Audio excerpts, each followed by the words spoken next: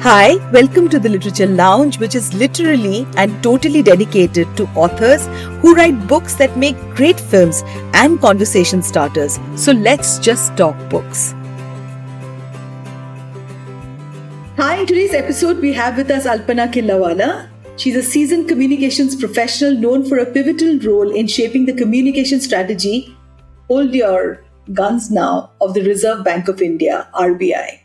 With a career spanning over 2 decades at the RBI, she played a crucial role in evolving the institution's communication function and its nascent stages to a robust and transparent framework. Throughout her career, Alpana navigated significant milestones in India's economic history, including the liberalization reforms of the 1990s and managing communications during critical events such as the Harshad Mehta scam that entire India knows about. Her tenure at the RBI provided her with unique insights into the workings of the central bank and the minds of its esteemed governors whom she served under. She has a book. The book is called A Fly on the RBI Wall, an insider's view of the central bank. Alpana shares candid anecdotes and reflections on her journey, offering readers a behind-the-scenes look at the RBI's inner workings and the challenges faced in communicating its policies and decisions to the public. So Alpana's book is called A Fly on the RBI Wall. Welcome, Alpana. In today's episode, what was the motivation to write your book, A Fly on the RBI Wall? First of all, thank you very much for having me on your show. A lot of people asked me why the book and why the title Fly on the Wall. So I was most reluctant, as one would be, to write my. I didn't want to get into memoirs because I didn't think that I was so important as to write my memoirs. I mean, everybody has memories. Everybody learns something out of memories, and that's about it. So why should I write? But then I have a habit of storytelling, and I used to tell these anecdotes as I would work. And I had a girl gang with which I was working on museum, which we set up in Calcutta, and they used to tell me that, "Ma'am, aap likho na," and I would tell them that no, it's not worth it. Then I started teaching after retirement. And while teaching, I used to use these anecdotes as illustrations to make my point in media relations. And then somebody said, "Chalo likho." And once I put my pen on the paper, then there was no stop. There was no looking back. It in about 4 months' time. Now, coming to the second part of the question, why Fly on the Wall? The title. Fly, like I said, I thought I was as insignificant as a fly. But then the person who suggested this title insisted that a fly still watches around everything and notes, which you did. So you are a fly on the wall. So I said, yeah, I guess I'm a fly on the wall. And It's I like an extremely powerful title. And it's a fantastic title that just got me so interested when I'd seen this. You've been an insider to the bank's most powerful central bank, right? Having served under several governors. How would you describe the inner workings, on RBI to someone who's a rank outsider? And what goes on inside those hallowed walls that we all from the outside see, in some sense that also defines the financial well-being of a country and, of a nation and its citizens. So tell us a little bit about that. Actually, you're right. Reserve Bank is a hallowed institution, and not many people know what RBI does or what happens inside, and they just are in awe of the institution. But RBI is a very, very knowledge institution run by technocrats. Most of us are economists. I'm not. I'm more a communicator, or rather a communicator. But almost 50% of the staff is economist, and the rest of the staff who looks at other functions like supervision, regulation, and all that, they belong to those education lines. So some is engineers, some are chartered accountants, auditors, company secretaries, and they're all very qualified people. So when we do those functions, they are absolutely professionally run. The governor is always appointed by the government of India, and at times the governor could be a non-economist, like we have one now, Mr. Shaktikant Das. He's a double graduate, postgraduate in history, but he's surrounded by all these technocrats, and they give him the advice. And of course, being an IAS, he has a mind of its own, and he knows how to run the country. So he was a finance secretary before he came here. So. It's a very, very technocratic institution and functions as efficiently as it could. We have absolute freedom of expressing our views inside the RBI. But then, being bureaucrats, we also, once a view is taken officially after considering all pluses and minuses of all the issues, then we abide by that, and then that becomes the official view of the RBI. Then we don't have individual views. So that is how the inside of the RBI functions. We tried to demystify the RBI in Dr. Subbarao's time. And after that, I mean, my joining the RBI had that purpose of making the institution transparent and accountable. And that's what we've been trying to do all the while.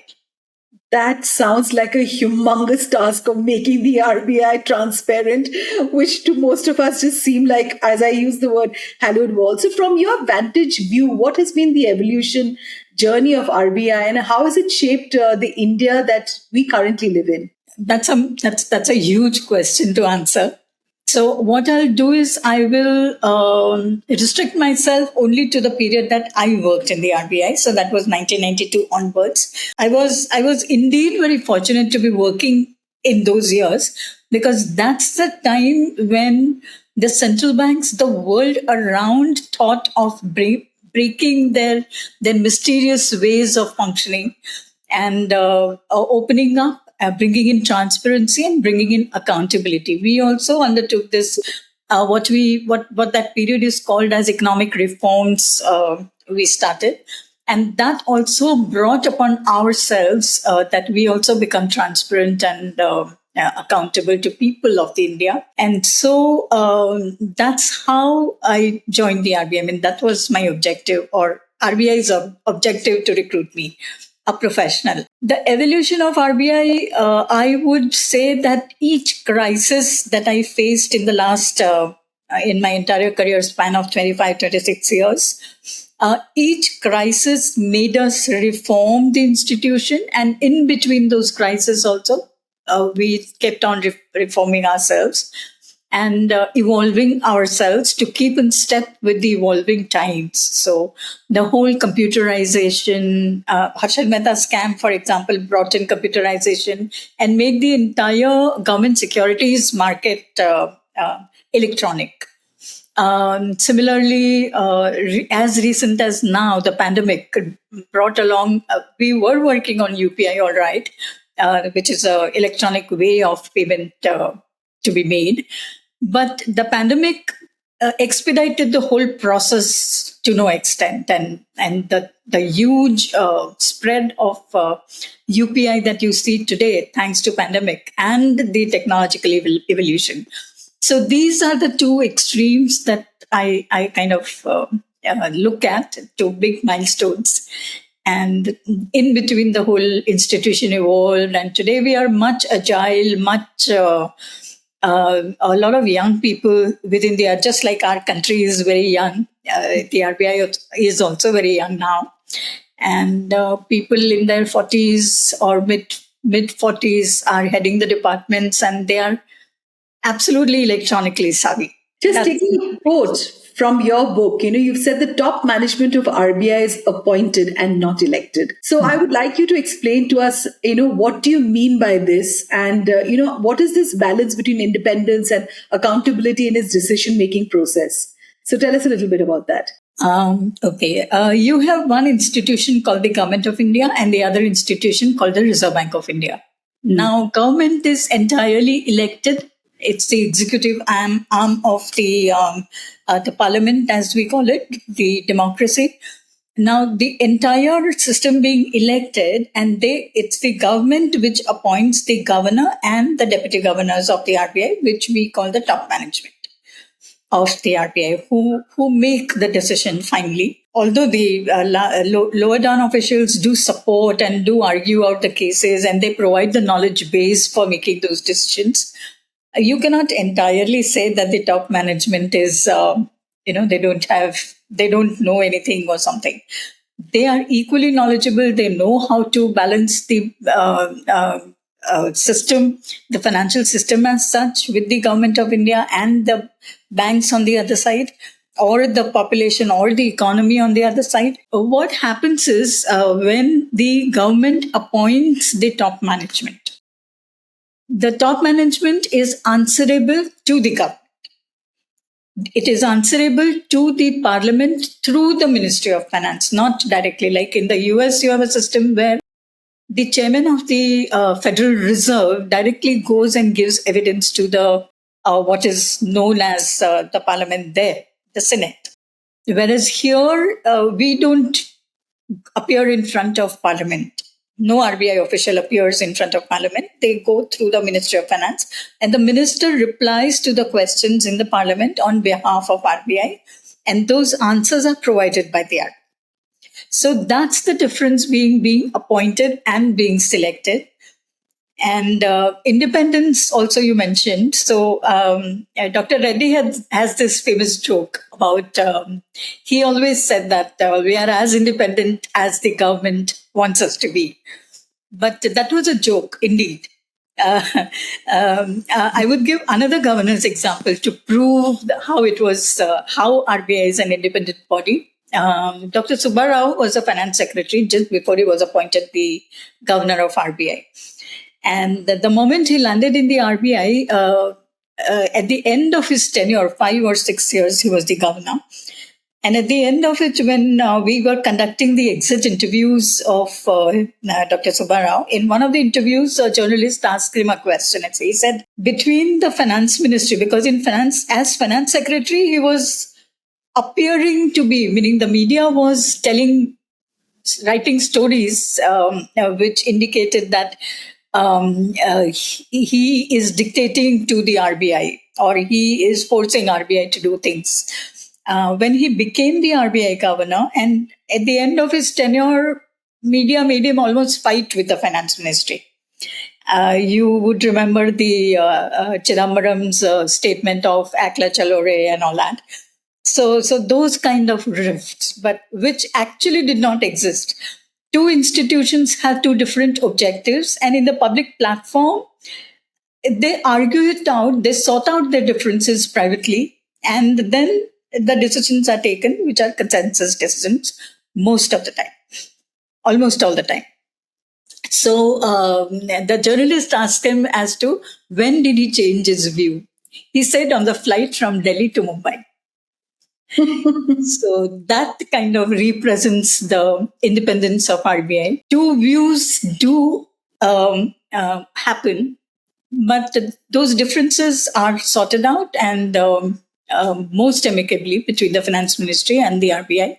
And that's how you see the country on the growth path, so to say. Yeah, absolutely. So, growing up, we've heard about the 1991 balance of payment crisis. India having to pledge its gold in the consequent era of liberalization, communicating to general public about what's happening without being too technical would have been a challenge, right?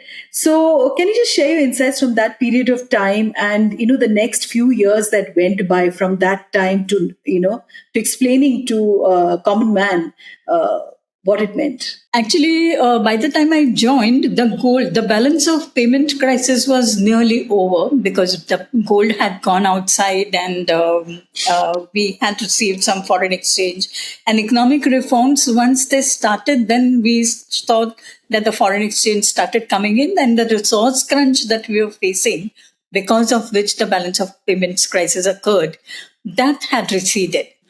So okay. I was more into Harshad Mehta scam than the balance of payment crisis, though I witnessed some of the crucial happenings on the balance of payments crisis, mainly the measures that we took. on the economic reforms front, because economic reforms also meant that we brought in reforms on our monetary policy, the way it was constructed. And also, it was a long drawn process, which I think we started in about 1994 when Dr. Rangarajan took over, and ended somewhere around when Dr. Rajan was leaving, that setting up of Monetary Policy Committee and all that. So it was a long 25 years process, which we undertook. Gradually, slowly, we brought.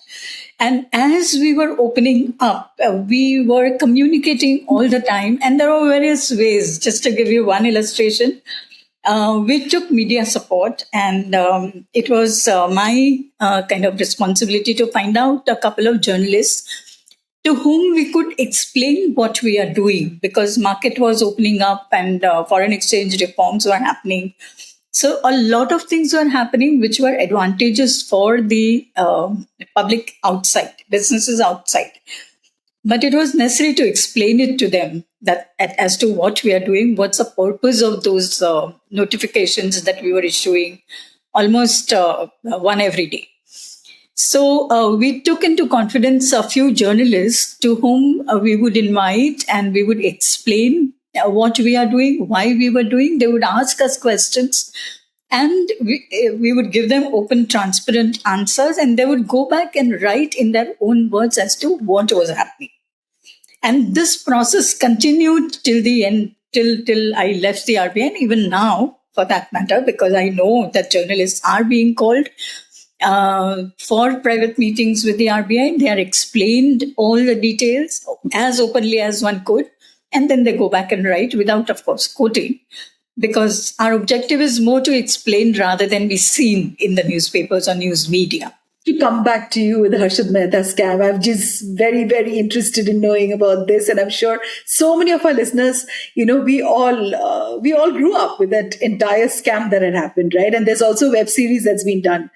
So, all our listeners are going to benefit from understanding, what led to it and the safeguards that you all have put into place to ensure that the markets are safer. I mean, Harshad Mehta really got all of us totally shaken up with the system. Yeah, and these things keep happening, all as you develop, as you open up. A lot of people, it's a human nature that some people are aggressive and some people are not so aggressive. So the aggressive people find a way out of, running faster than the other slow runners.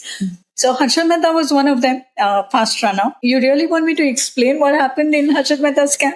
Absolutely, Alpana. Yes. Somewhat technical, but I'll try. Let's see. What he used to do was, at that time, the securities market was not electronic as it is now. So it was all physical, and we being the government's merchant banker, even at that time, once the government security was issued, we would maintain physical book, the ledger, as it was called. And in the ledger, we would enter that security, and that one security is issued, whatever its name is, nomenclature, and then how much amount has been issued for, and who has bought this. So entire list of the buyers would be with us. And these securities are tradable in the market. So let's say State Bank of India sells some of its securities to Bank of Baroda.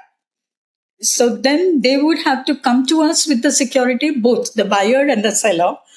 They would give us that form for requesting us to transfer the security from State Bank of India to Bank of Baroda. And that form we will take along with the security. We would make entry into that ledger, which was called Subsidiary General Ledger. Short form was SGL. So we would enter there, and it took about 2 to 3 days. And then third day, Bank of Baroda person would come and take the form and the securities, which was now in his name. So this 2 or 3 days period that was interim between the State Bank of India giving us the form and we giving it back to Bank of Baroda, those 2-3 days that security remained with us. So we would issue something called banker's receipt. Okay, to Bank of Baroda, saying that this security we will transfer, but this is the acknowledgement that we give you. Now, Bank of Baroda wanted to trade in those securities which were still with us. They could do it on the basis of banker's receipt because that said that these securities belong to Bank of Baroda. Now, what Harshad Mehta was a broker. So brokers would come instead of the banks because the whole deals would happen through brokers. So Harshad Mehta or his person would come to us and submit the form, and next day he would come and collect the form on behalf of Bank of Baroda also. So he knew exactly how the system works. So what he would do is, on the basis of that banker's receipt, instead of giving it to Bank of Baroda, he would keep it with himself, go and borrow from the bank, and he would put that money into the stock market. Now, how did stock market operate at that time? At that time, there was something called a badla. So badla meant that you don't have to take delivery of the securities that you have bought. You can disinvest it. That also, the transfer of securities took about 3 days, I think. At T+3 it was. So 3 days to transfer the security or the stocks into your name. So if you sell off your stocks that you had bought within that 3 days, then you don't have to take delivery. So you make money in between and you get out before it's time to take delivery, because then you have to pay up for the securities, for the stocks. So Harshad Mehta did exactly the same thing. And that time it was a bull market. So Harshad Mehta would take money on the basis of bankers' receipt from the banks, invest it in stock market, and then take out in the badla format before it came to delivery time, came back to the bank, deposited that money, and then delivered the BR and the securities back to Bank of Baroda. So this is how it was happening. And the bull phase, this additional money kept coming to the market. So bull became aggressive. And the stock market started kind of, booming so much that even individuals started investing in stock market. And then it was a dangerous thing because individuals don't have the information that the stockbrokers have. And they will burn their fingers. And we were investigating as to where this money is coming from. Why so much money? Why is the stock market booming so much? And that's when we realized this link between the government security market and the stock market, and which was wrong, because on banker's receipt, you cannot trade. You have to submit physical securities according to the laws. And so we decided to stop it. And the moment the music stopped, whoever had the ball, at that time it was with State Bank of India, got caught. So, while Harshad Mehta appeared and several safeguards and regulatory oversight were put into place, we still had Ketan Parekh. And what did the central bank really miss that led to this event? What were these systematic risks in some other of these cases? So with Harshad Mehta, it didn't stop. We again had Ketan Parekh. So what are your views on that? Ketan Parekh actually was quite different from Harshad Mehta, because what Ketan Parekh did was absolute fraud.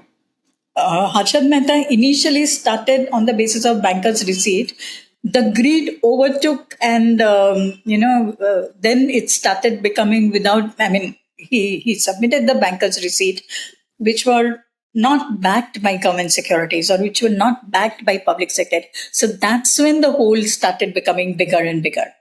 Whereas Ketan Parekh, what he did was there was a cooperative bank in Gujarat called Madhavpura Cooperative Bank. He used to dip into the funds, and this Madhavpura Bank in Gujarat was quite large, quite a big bank, because a lot of other smaller cooperative banks around it were functioning on the basis of Madhavpura. So all their funds were in Madhavpura Bank. And therefore, Madhavpura was large, just like any other state cooperative bank. So what happened was Ketan Parekh would dip into that bank's funds and then invest it in stock market. Now, this Madhavpura ultimately started borrowing from call money market because Ketan Parekh had invested money in the stock market, and he by the time all Badla system and all those things also had stopped. So then, stock market reforms, and he couldn't return the money in time. So Madhavpura was constant borrower in the call money market. Now, such a small bank and borrowing continuously in the call money market, made us realize that something is fishy there. So we went into Madhavpura's balance sheet and we found out the link between Ketan Parekh's movements and Madhavpura Bank. And then we decided to stop that too. And then Madhavpura had to go down and under because it didn't have the capital that it required to. We tried a lot, but we couldn't save the bank. So But I that can't was... let you go, Alpana, without asking you about demonetization. You have to talk to us about that. What led, to this event and the goals? And when you look back, do you think that we achieved the objectives, with the demonetization? Demonetization, economists will never support. The decision of demonetizing is taken entirely by the government of India, anywhere in the world for that matter. It's a political decision always because the objective of demonetization is to pull out black money, to curb black money. And black money doesn't exist in the realm of central bank. It is always a function of tax regime of any country. To save tax, you pay cash or you receive cash. Yeah. And once you do that, once it is not in your bank account, it is not recorded in RBI systems. So RBI is completely out of it. As economists, like I said, no economist will support demonetization because it causes more harm to the economy and to the public at large than it does good. The hoarders of cash always find ways to get out of the clutches of the authorities. So it never succeeds. So whether it achieved its objective or not is not within the RBI's purview to answer.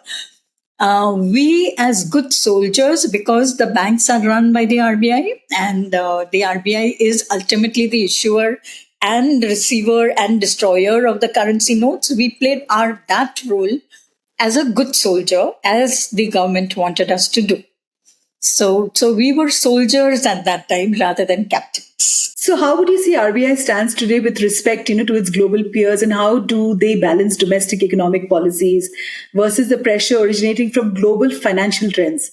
It's also pertinent given that there's a lot of critique, domestic and international, of RBI's very, very conservative approach, towards inflation and the interest rate targets. So tell us a little about that. RBI always, this is historical. Even if you don't talk about today, if you talk about Dr. Manmohan, when Dr. Manmohan Singh was the governor of RBI, or even before that, RBI has existed for the common man, always. And this was Dr. Manmohan Singh's famous lines that, which Dr. Rangarajan also repeated, and as late as I think Dr. Subbarao also repeated, and Dr. Raghuram Rajan also believed in it. We try to curb inflation as much as possible because we have a lot of poor people in our country. Absolutely. And if inflation, and Dr. Rangarajan used to give this example that let's say a laborer on the roadside who earns daily wages, he works through the day, earns his money, goes to the market, buys 2 onions and a little atta, and makes roti out of that in the evening and eats with that onion. Now, if that onion price, let's say, for example, he earns 100 rupees a day. Now, I think minimum wage is about 800 rupees or something, but that time it was 100. So he would say that he earns 100 rupees, and if onions become 80 rupees a kg, then he has to forego the onion because he can't afford to spend all his earnings into onion buying. Absolutely, yeah. So he will just eat that roti. So for him, inflation has to be controlled. So however harsh people may find our steps to be, we do sit like a hawk on the inflation parapet and try to control inflation as much as we can. And all the conservatism that we were accused of, if you remember, I'm talking about Dr. Reddy's time when we were opening up towards what is known as full capital account convertibility. And we were going slow on that. Securitization and measures like that, we were going slow on that. Because Dr. Reddy always kept on saying that we have to first understand what the animal is and then let him loose in the jungle. So all these, when global financial crisis happened in 2008, all those people who blamed Dr. Reddy for his conservatism and who were furious with him and who wanted him to run and chuck him out because he was going slow on that, and all those people came and thanked Dr. Reddy for saving them from the global financial crisis. We were a country which was not affected by the global financial crisis. We had some second rung effects, but not directly impacted at all financial crisis. So we are conservative, or we are accused of that, but I think we work in the interest of the people as such. So, Alpana, which governor have you enjoyed the most working with, and some aspect of the leadership or working style that has made you better at your own role? I would say all of them. That's a very politically correct statement to make. You may say so, but I'm being honest, because with each governor, with such brilliance and such erudition, I just wanted to learn from each one of them. Each one, and I'm grateful to each one of them, because each one was very superlative in terms of communication, and they gave as much importance to communication as they gave to other policy making, which I think enabled me to do a lot of work in my short tenure of 26 years and make RBI transparent, thanks to them. So, from press relations to media relations and using dissemination as a tool, how do you think the communication efficacy of RBI is given the context of their policy impact on every citizen of India? Very difficult question to answer. But yes, earlier we depended solely on press relations because we didn't have this social media and technology and all. So we depended a lot on media, largely print media, because even the television was not on the scene at that time. We just had, I think, Doordarshan. But as the media started coming on board, more and more media, television came, then the wire agencies came, then the global international newspapers came, international news agencies came, like Reuters and Dow Jones and Bloomberg and all. We had to evolve our communication policy along with them. And I would say media and the Reserve Bank were partners in that. So they kept giving us suggestions. We kept asking them what to do, what would they want. And together we opened up the whole communication system. And from just press relations division, we became the whole communication department, because then the website came, and then towards the end of my career, social media also started coming up. So kind of I started off with social media, but then now, of course, they've expanded it quite a bit. So the whole evolution, I would say, happened because we kept in step with the development outside in communication technology and all that. Explaining policy, again, the credit goes to the governors, because each one of them insisted that. In fact, I remember once Dr. Reddy telling me that I had mother who was quite popular in the RBI circles. So my mother, he would say that the day you explain it to your mother and she understands what you're telling her, that is the level of communication I want. And he initiated regional language communication also. So we used to do interviews with vernacular media. So somebody from Chennai would ask questions. We used to have a technology platform through which all this. So Calcutta, Chennai, Ahmedabad, all these people would join and ask questions, and he would very patiently explain. So each governor, Dr. Subbarao also went to interiors and tried to be with people and explain to them what Reserve Bank of India, very, very painstakingly would do that. Speeches. So whatever instrument came our way, we used so that we explained the policies to the people and sought their support. Let's just talk, Alpana, a little bit about the rising Fintech ecosystem. Yeah, and everybody's talking about this advent of digital currency. It just completely blows my mind in our country. What is the role that technology is playing in RBI, to ensure risk mitigation and consumer safety? Everybody's talking, and there is so much of risk involved with people who are talking about all of this. There doesn't seem to be a governance that is taking care of this. So tell us a little bit about that. Yeah, I will have to put one caveat here because I am not in the system for the last 4 years. And Fintech and CBDC, the digital currency, both have come post 2019. I will explain to the extent that I have understood these. I don't have an insight into the RBI's thinking to that extent. Of course, I've read the speeches that the governor and the deputy governors have taken and all. My understanding is based on that. Now, fintech and there is a lot of newspaper clamoring saying that RBI is very heavy-handed and all on the fintech. It doesn't understand what the technological innovation is and all that. But I would not agree with that, knowing what is the caliber of the RBI people. Some of them are still in the system, or a lot of them are still in the system, and I know them personally. And I know that they are very intelligent people and they've kept in step with the technology. The whole purpose of RBI's regulation is to protect consumer interest. Today, who's using that UPI? One, your vegetable vendor, of course, apart from you and me, the vegetable vendor, and 10 rupee transaction on the UPI. And, if that 10 rupees get lost, then he will suffer. Like I said in the earlier example, he won't be able to buy his onion at the end of the day.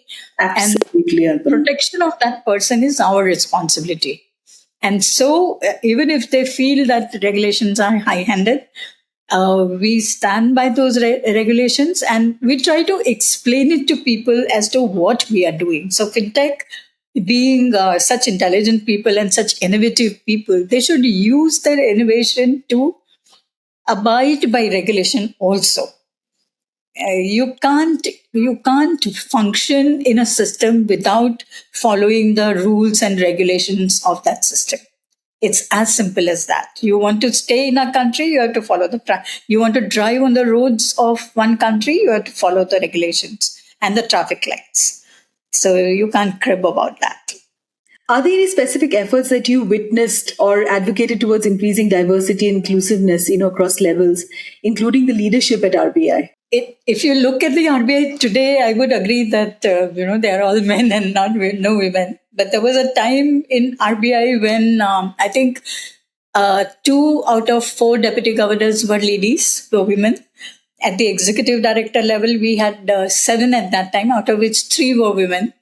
And heads of the departments, which I think at that time numbered 40 odd, had almost, I don't remember the exact number, but out of that 10, 12, 15, at least 12 women. In the RBI itself, I don't remember the numbers, but more than 40% women, and at significant positions, these women work.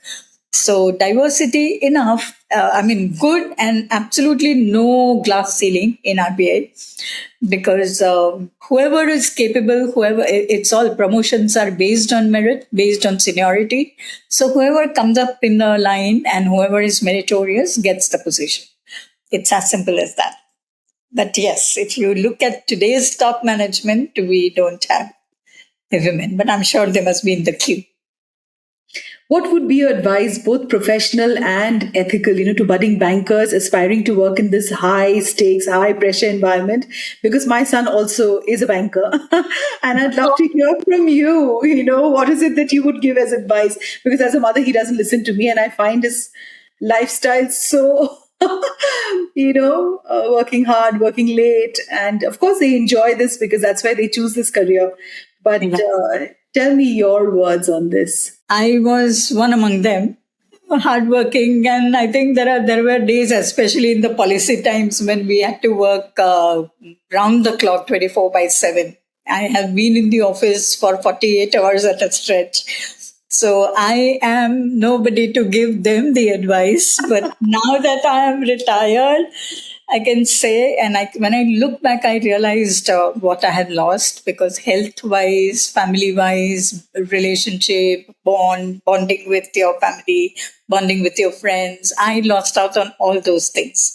And now I feel that, of course, I have made up for more than enough, because now I'm all the time with family, all the time with friends, also working.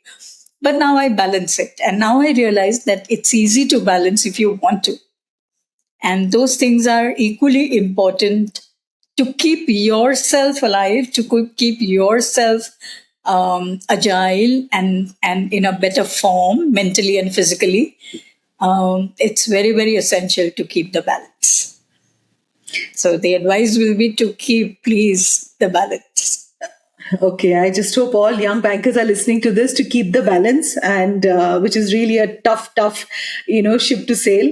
So thank you so much, Alpana, for being on today's podcast, and we wish you all the best and many more books for us to really understand a lot more. And this was an amazing podcast. It's been an honor for me to have you on my show. Thank you so very much. Thank you for tuning into the Literature Lounge, which is an all-year-round literature festival dedicated to writers across the globe. You can get in touch with us via LinkedIn or DM us at our Instagram page, The Mohua Show. Or you can also email us at hello@themohuashow.com to discuss your books and also meet authors you haven't yet met at the Literature Lounge.